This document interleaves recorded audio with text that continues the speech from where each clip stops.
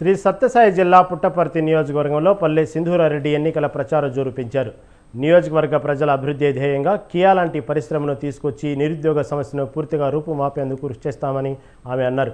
అంతేకాకుండా నియోజకవర్గంలో ఉన్న చెరువులన్నిటినీ నీటితో నింపి సాగు, తాగునీటి కష్టాలను తీర్చడంతో పాటు వలసలను అరికడతామని హామీ ఇచ్చారు.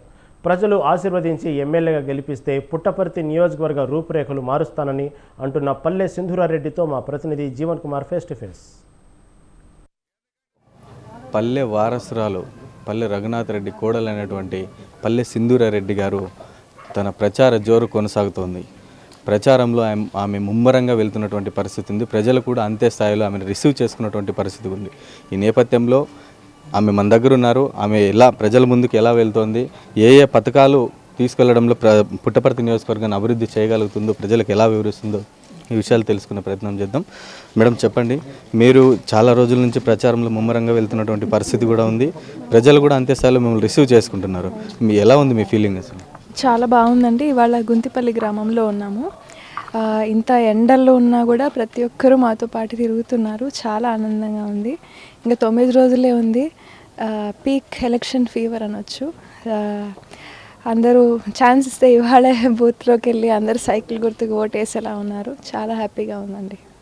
మేడం, ఇక్కడ పుట్టపర్తి నియోజకవర్గము వెనుకబడిన ప్రాంతంగా చెప్పుకుంటారు.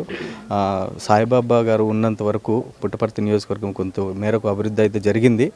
ప్రస్తుతం ఉన్న పార్టీలు అభివృద్ధిలో వెనుకడుగు ఉండడం వల్ల మరింత వెనుకబడిన ప్రాంతంగా గుర్తింపు పొందింది. సో ఎలా మీరు ప్రణాళిక ఉండబోతుంది పుట్టపర్తి నియోజకవర్గం?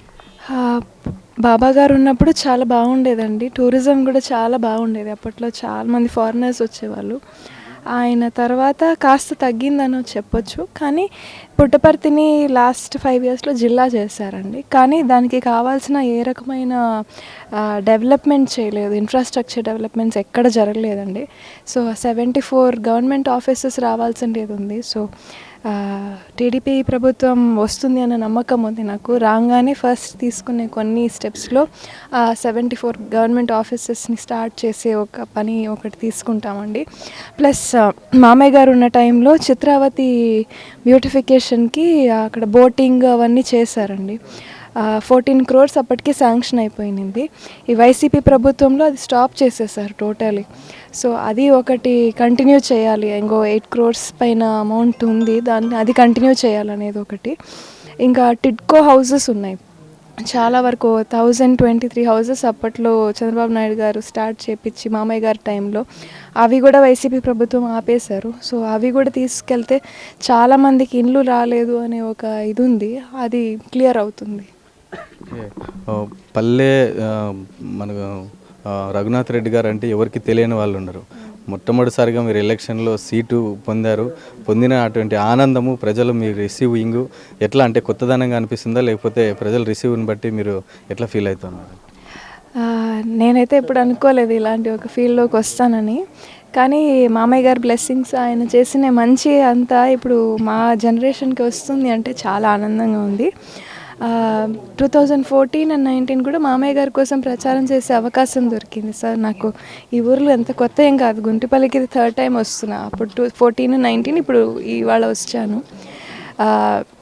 మామయ్య అంత పరిచయస్తులని కాదు, కానీ మాకు కూడా కొంచెం బాగుందండి. రిసీవింగ్ అయితే మామయ్య గారి కోడలుగా చాలా బాగుందండి. అది హ్యాపీగా ఫీల్ అవుతున్నాను.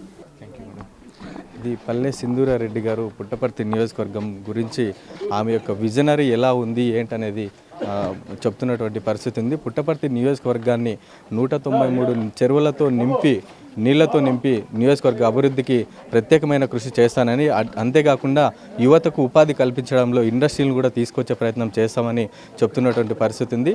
పుట్టపర్తి నియోజకవర్గం వలసలు వెళ్ళే నియోజకవర్గంగా ఉంది కాబట్టి వలసలు తగ్గించే కార్యక్రమానికి శ్రీకారం చుడతామని చెప్తున్నటువంటి పరిస్థితి ఉంది. అంతేకాకుండా చంద్రబాబు నాయుడు ప్రవేశపెట్టినటువంటి మేనిఫెస్టోను ప్రజలకు విస్తృతంగా తీసుకోవడంలో ప్రజలు కూడా ఆ మేనిఫెస్టోను చూసి రిసీవ్ చేసుకున్నటువంటి పరిస్థితి కూడా, మంచిగా రిసీవ్ చేసుకున్నటువంటి పరిస్థితి కూడా ఉందని చెప్తున్నటువంటి పరిస్థితి ఉంది. కెమెరా పర్సన్ పరశురామ్తో జీవన్ కుమార్, స్వతంత్ర టీవీ, పుట్టపర్తి నుంచి.